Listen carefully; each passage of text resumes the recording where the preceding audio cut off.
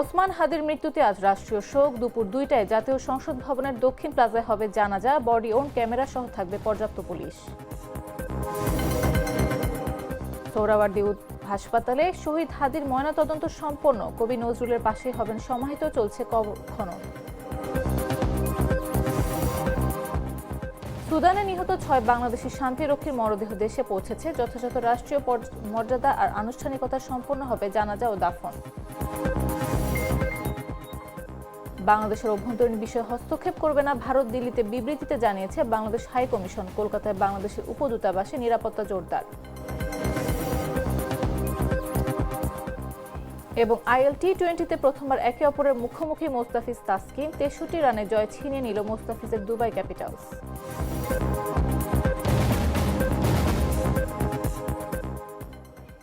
দুপুর 1টা নিউজে সবাইকে আমন্ত্রণ। সাথে আছে আমি নাফিস আব্দুল্লাহ। আমি তো মশলা বদলে ফেলেছি, এবার আপনিও বদলে ফেলুন। একবার প্রাণ গুঁড়া মশলা ব্যবহার করেই দেখুন। ইনকিলাব মঞ্চের মুখপাত্র শরীফ ওসমান হাদির মৃত্যুতে একদিনের রাষ্ট্রীয় শোক পালন করা হচ্ছে। শনিবার দেশের সব সরকারি, আধা সরকারি, স্বায়ত্তশাসিত প্রতিষ্ঠান, শিক্ষা প্রতিষ্ঠান, সরকারি বেসরকারি ভবন এবং বিদেশে বাংলাদেশ মিশনগুলোতে জাতীয় পতাকা অর্ধনিমিত রাখা হয়েছে। এদিকে দুপুর 2টায় জাতীয় সংসদ ভবনের দক্ষিণ প্লাজায় অনুষ্ঠিত হবে ওসমান হাদির জানাজা। জানাজার নামাজ পড়াবেন বড় ভাই আবু বকর সিদ্দিক। বিস্তারিত জাগরের রিপোর্টে। আল্লাহ যদি বাঁচায় রাখে যা বলাই দেই, শরীফ ওসমান হাদির দায়বদ্ধতা কলম দিয়ে নয়, তিনি ইতিহাস লিখতে চেয়েছিলেন মানুষের জাগ্রত বিবেক দিয়ে। মঞ্চে দাঁড়িয়ে যে কণ্ঠ অবিচারের বিরুদ্ধে ছিল সোচ্চার, সেই কণ্ঠ আজ স্তব্ধ। সেই শরীফ ওসমান হাদিকে হারিয়ে গোটা দেশ আজ শোকাহত।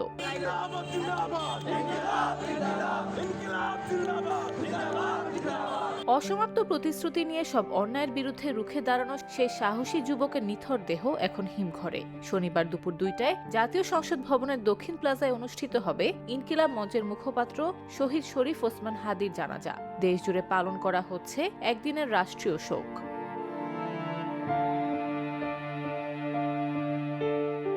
দেশের সব সরকারি, আধা সরকারি, স্বায়ত্তশাসিত প্রতিষ্ঠান, শিক্ষা প্রতিষ্ঠান, সরকারি বেসরকারি ভবন এবং বিদেশে বাংলাদেশ মিশনগুলোতে জাতীয় পতাকা অর্ধনিমিত রাখা হয়েছে। এদিকে শহীদ হাদির জানাজা পড়তে আসা ব্যক্তিদের জন্য কিছু নির্দেশনা অনুসরণ করতে বলেছে অন্তর্বর্তী সরকার। জানাজায় অংশগ্রহণে আগ্রহীদের কোনো প্রকার ব্যাগ বা ভারী বস্তু বহন না করতে অনুরোধ জানানো হয়েছে। সেই সঙ্গে সংসদ ভবন এবং এর আশেপাশের এলাকায় ড্রোন ওড়ানো সম্পূর্ণ নিষিদ্ধ। এদিকে ট্রাফিক নির্দেশনা দিয়ে ঢাকা মহানগর পুলিশ জানিয়েছে, শহীদ শরীফ ওসমান হাদির নামাজে জানাজা উপলক্ষে বিপুল সংখ্যক লোক সমাগম হবে। ফলে এ সময় মানিক মিয়া এভিনিউতে যানবাহন চলাচল সীমিত থাকবে। জানাজা অনুষ্ঠানের সুবিধার্থে খেজুর বাগান ক্রসিং হতে মানিক মিয়া এভিনিউ পর্যন্ত যান চলাচল বন্ধ থাকবে। এ সময় বিকল্প সড়ক ব্যবহারের অনুরোধ জানানো হয়। 32 বছর বয়সী হাদি 2024 সালের ছাত্র জনতা অভ্যুত্থানের একজন সম্মুখ সারির নেতা ছিলেন। তিনি ইনকিলাব মঞ্চ নামে একটি সংগঠনের মুখপাত্র ছিলেন এবং আসন্ন জাতীয় নির্বাচনে রাজধানী ঢাকার বিজয়নগর এলাকার ঢাকার 8 আসনে সংসদ সদস্য হিসেবে দাঁড়ানোর পরিকল্পনা করছিলেন। গেল 12 ডিসেম্বর গণসংযোগের জন্য রাজধানীর বিজয়নগর এলাকায় গেলে চলন্ত মোটরসাইকেল থেকে হাদিকে গুলি করা হয়। গুলিটি তার মাথায় লাগে। গুরুতর আহত অবস্থায় তাকে প্রথমে ঢাকা মেডিকেল কলেজ হাসপাতালে নেওয়া হয়। সেখানে অস্ত্রোপচারের পর ঢাকা এভারকেয়ার হাসপাতালে ভর্তি করা হয়। পরে উন্নত চিকিৎসার জন্য এয়ার অ্যাম্বুলেন্সে হাদিকে সিঙ্গাপুর জেনারেল হাসপাতালে নেওয়া হয়। সেখানে 18 ডিসেম্বর রাতে চিকিৎসাধীন অবস্থায় হাদি শেষ নিঃশ্বাস ত্যাগ করেন। 19 ডিসেম্বর বাংলাদেশ সময় দুপুর 2:03 বিমান বাংলাদেশ এয়ারলাইন্সের একটি ফ্লাইটে শহীদ হাদির মরদেহ চাঙ্গি আন্তর্জাতিক বিমানবন্দর ত্যাগ করে। সন্ধ্যা 5:48 রাজধানীর হযরত শাহজালাল আন্তর্জাতিক বিমানবন্দরে হাদির মরদেহ বহনকারী ফ্লাইটটি অবতরণ করে। নিউজ ডেস্ক, জাগো নিউজ। ইনকিলাব মঞ্চের মুখপাত্র শরীফ ওসমান হাদির জানাজার সবশেষ খবর জানাতে এই মুহূর্তে সংসদ ভবন এলাকায় আছেন সহকর্মী ইসমাইল সিরাজি। সরাসরি যাচ্ছি তার কাছে।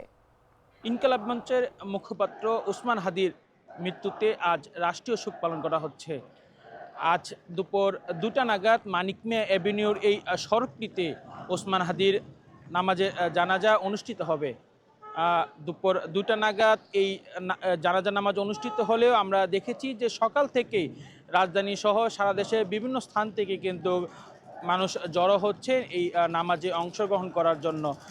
এছাড়াও আমরা দেখছি যে যারা আসছেন তারা হাদির হত্যাকারীদের বিচারের দাবি করছেন এবং যেন বাংলাদেশে আর কোনো বিপ্লবীর এভাবে মৃত্যুগ্রহণ না করতে হয় সেই বিষয়ে রাষ্ট্রকে আরও কঠোর হওয়ার আহ্বান তারা জানিয়েছেন। এর আগে দুপুর 2:30 বাজে এই জানাজার নামাজ অনুষ্ঠিত হওয়ার কথা থাকলেও প্রধান উপদেষ্টার প্রেস উইংয়ের পক্ষ থেকে সময় পরিবর্তন করা হয়েছে এবং দুপুর 2টা নাগাদ এই মানিক মে অ্যাভিনিউতে উসমান হাদির জানাজা অনুষ্ঠিত হবে এবং ঢাকা বিশ্ববিদ্যালয়ের কেন্দ্রীয় যে জামে মসজিদ রয়েছে সেই জামে মসজিদের পাশে কবি নজরুল ইসলামের সমাধির পাশে হাদিকে দাফন করা হবে, এই বিষয়টি জানিয়েছেন ইনকিলাব মঞ্চ। দর্শক, এই ছিল মানিক মে অ্যাভিনিউ থেকে আমার কাছে সর্বশেষ। জাতীয় সংসদ ভবনের দক্ষিণ প্লাজায় ইনকিলাব মঞ্চের মুখপাত্র শহীদ ওসমান হাদির জানাজার সময় নিরাপত্তা নিশ্চিতে মাঠে 1000 বডি ওন ক্যামেরা সহ পর্যাপ্ত সংখ্যক পুলিশ মোতায়েন করেছে ডিএমপি। শনিবার ডিএমপির মিডিয়া অ্যান্ড পাবলিক রিলেশনস বিভাগের উপপুলিশ কমিশনার মোহাম্মদ তালিবুর রহমান এই তথ্য নিশ্চিত করেন। তিনি বলেন, ইনকিলাব মঞ্চের মুখপাত্র শহীদ ওসমান হাদির নামাজে জানাজা উপলক্ষে 1000 বডি ওন ক্যামেরা সহ পর্যাপ্ত সংখ্যক পুলিশ মোতায়েন করেছে ঢাকা মহানগর পুলিশ। এর আগে বৃহস্পতিবার রাত 9:30টার দিকে সিঙ্গাপুর জেনারেল হাসপাতালে চিকিৎসাধীন অবস্থায় মারা যান ওসমান হাদি।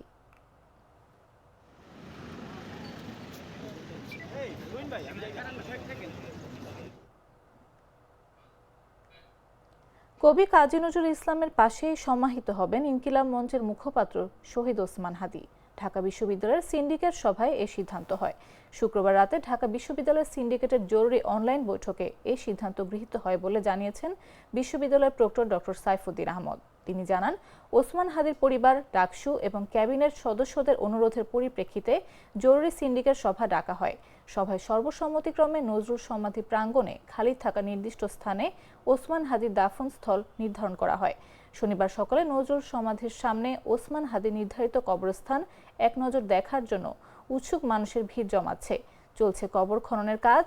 এর আগে মৃত্যুর প্রকৃত কারণ নির্ধারণে শহীদ সোহরাওয়ার্দী মেডিকেল কলেজ হাসপাতাল মর্গে হাদির মরদেহের ময়না তদন্ত সম্পন্ন হয়। পরে মরদেহ আবার জাতীয় হৃদরোগ ইনস্টিটিউটের হিমঘরে ফিরিয়ে নেওয়া হয়। সেখানে মরদেহের গোসল শেষে জাতীয় সংসদ ভবনের দক্ষিণ প্লাজায় জানাজার জন্য নেওয়া হবে।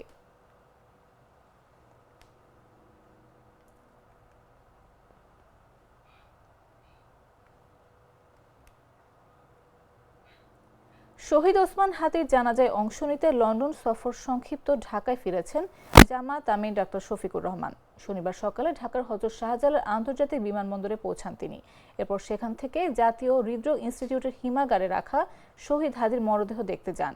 এ সময় ডক্টর শফিকুর রহমান শহীদ ওসমান হাদির বড় 2 ভাইয়ের সঙ্গে কথা বলেন এবং তাদের সান্ত্বনা দেন। পরে সবাইকে নিয়ে মাগফিরাত কামনা এবং দোয়া করেন জামায়াত আমির।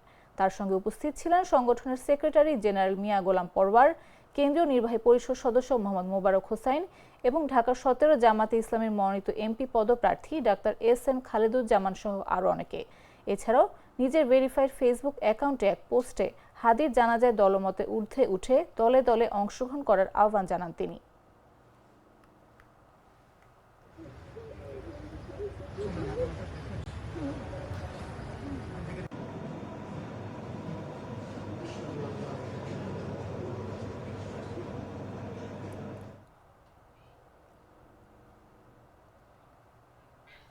শাশুড়ি বেগম খালেদা জিয়ার পাশে 2 সপ্তাহ থেকে আবারও লন্ডনের উদ্দেশ্যে ঢাকা ছেড়েছেন বিএনপির ভারপ্রাপ্ত চেয়ারম্যান তারেক রহমানের সহধর্মিণী ডাক্তার জুবাইদা রহমান। শনিবার সকাল 9:45টার দিকে বাংলাদেশ বিমানের BG202 ফ্লাইটে সকাল 8:40 লন্ডনের উদ্দেশ্যে ঢাকার হযরত শাহজালাল আন্তর্জাতিক বিমানবন্দর ছাড়েন তিনি। এর আগে সকাল 7:10 ধানমন্ডির বাবার বাসা থেকে জুবাইদা রহমান বিমানবন্দরের উদ্দেশ্যে রওনা করেন। পুরো যাত্রাপথে তার গাড়িভর ঘিরে নেওয়া হয় বিশেষ নিরাপত্তা ব্যবস্থা। এ সময় ডাক্তার জুবাইদার সঙ্গে তার পরিবারের সদস্যরাও ছিলেন। জানা গেছে, লন্ডনে যাওয়ার 4 দিন পর আগামী 25 ডিসেম্বর স্বামী তারেক রহমান ও মেয়ে ব্যারিস্টার জাইমা রহমানকে সঙ্গে নিয়ে আবারও দেশে আসার কথা রয়েছে ডাক্তার জুবাইদা রহমানের। নির্বাসিত জীবন পেরিয়ে 17 বছর পর সপরিবারে সেদিন দেশে ফিরছেন বিএনপির ভারপ্রাপ্ত চেয়ারম্যান।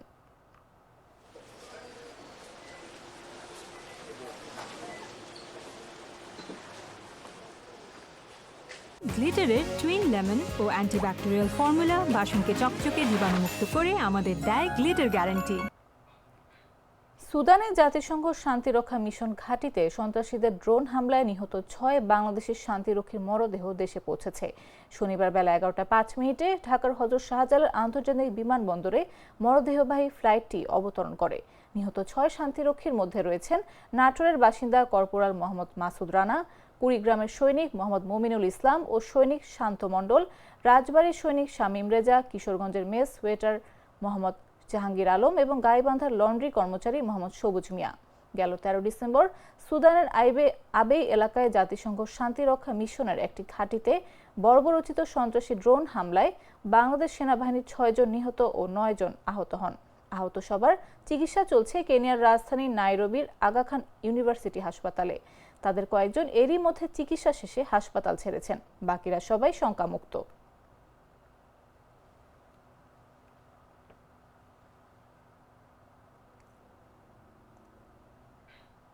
ময়মনসিংহের ভালুকায় সনাতন ধর্মাবলম্বী যুবক দীপু চন্দ্র দাসকে পিটিয়ে হত্যার ঘটনায় 7 ব্যক্তিকে সন্দেহভাজন হিসেবে গ্রেফতার করেছে র্যাপিড অ্যাকশন ব্যাটালিয়ন।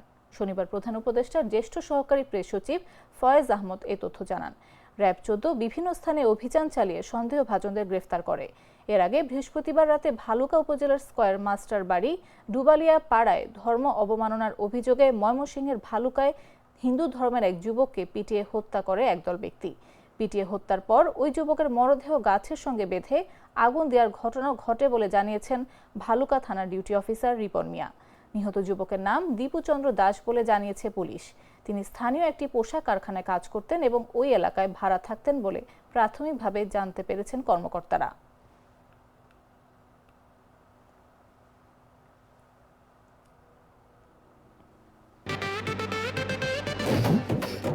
একটা ড্রিঙ্কও আমারে দিবা?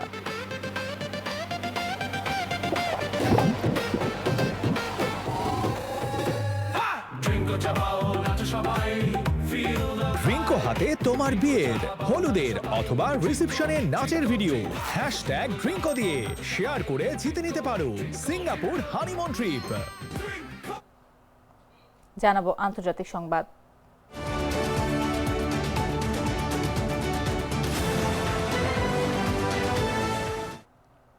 বাংলাদেশে চলমান অভ্যন্তরীণ পরিস্থিতি নিবিড়ভাবে পর্যবেক্ষণ করলেও ঘরোয়া রাজনৈতিক বিষয়ে কোনো ধরনের হস্তক্ষেপ করবে না ভারত।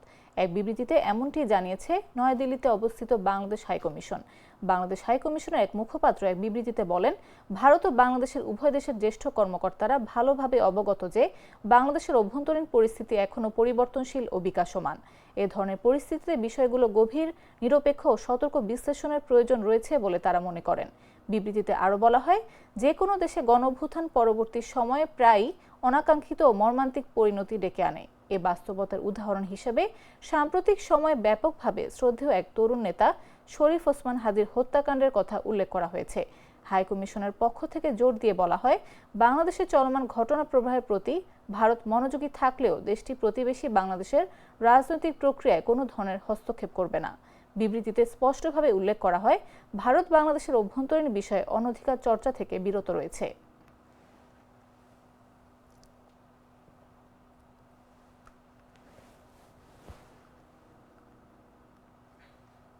ইনকিলাব মঞ্চের মুখপাত্র ওসমান হাদির মৃত্যুর পর ভারত ও বাংলাদেশের মধ্যে নতুন করে উত্তেজনাকর পরিস্থিতি দেখা দিয়েছে। এই পরিস্থিতিতে কলকাতায় অবস্থিত বাংলাদেশের উপদূতাবাসের সামনে নিরাপত্তা ব্যবস্থা আরও জোরদার করা হয়েছে। এই নিরাপত্তা ব্যবস্থা করা হয়েছে কলকাতা পুলিশের পক্ষ থেকে, যাতে কোনো রকম অপ্রীতিকর পরিস্থিতি তৈরি না হয়। কলকাতা পুলিশের অ্যাসিস্ট্যান্ট পদমর্যাদার অফিসার সহ পুলিশ বাহিনী দিয়ে ঘিরে রাখা হয়েছে গোটা চত্বরটি। নিরাপত্তার দায়িত্বে মোতায়েন করা হয়েছে 15 থেকে 20 জন কলকাতা পুলিশের কনস্টেবল। এছাড়াও নারী পুলিশ কর্মীও মোতায়েন করা হয়েছে। উপহাইকমিশনের গেটের সামনের রাস্তায় বসানো হয়েছে লোহার ব্যারিকেড। কলকাতা পুলিশের কমিশনার মনোজ বার্মা জানিয়েছে, অপ্রীতিকর ঘটনা এড়াতে তারা নজর রাখছেন পরিস্থিতির ওপর। সব ইউনিটকে অ্যালার্ট করে দেওয়া হয়েছে এবং কিছু কিছু নির্দেশ দেওয়া হয়েছে। সিকিউরিটি বাড়ানো হয়েছে।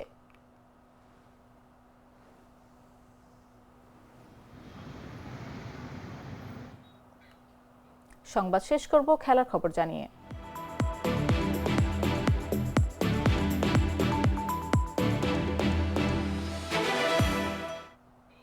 ইন্টারন্যাশনাল টি-20 লিগে প্রথমবার একে অপরের মুখোমুখি হয়েছিলেন মোস্তাফিজুর রহমান ও তাসকিন আহমেদ।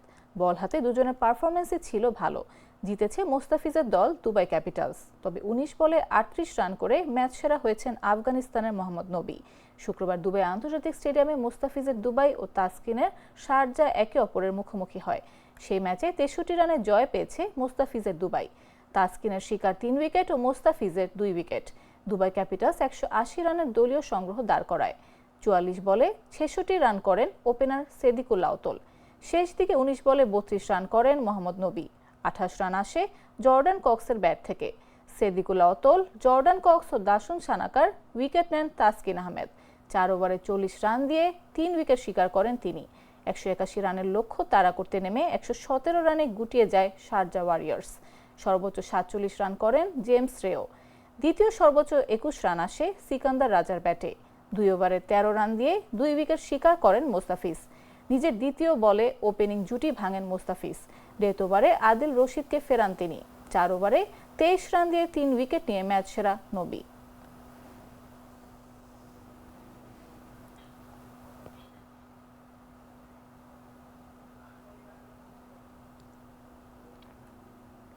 সংবাদ শেষ করার আগে শিরোনামগুলো জানিয়ে দিচ্ছি আরো একবার।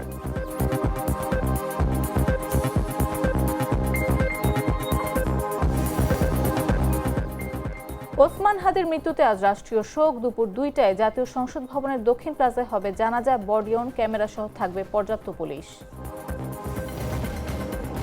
সোহরাওয়ার্দী হাসপাতালে শহীদ হাদির ময়নাতদন্ত সম্পন্ন। কবি নজরুলের পাশেই হবেন সমাহিত। চলছে কবর খনন। সুদানে নিহত ৬ বাংলাদেশি শান্তিরক্ষীর মরদেহ দেশে পৌঁছেছে। যথাযথ রাষ্ট্রীয় মর্যাদার আনুষ্ঠানিকতা সম্পন্ন হবে জানাজা ও দাফন। বাংলাদেশের অভ্যন্তরীণ বিষয়ে হস্তক্ষেপ করবে না ভারত, দিল্লিতে বিবৃতিতে জানিয়েছে বাংলাদেশ হাই কমিশন। কলকাতায় বাংলাদেশের উপদূতাবাসে নিরাপত্তা জোরদার। এবং আইএল টি-20তে প্রথমবার একে অপরের মুখোমুখি মোস্তাফিজ তাসকিন। ৬৩ রানে জয় ছিনিয়ে নিল মোস্তাফিজের দুবাই ক্যাপিটালস।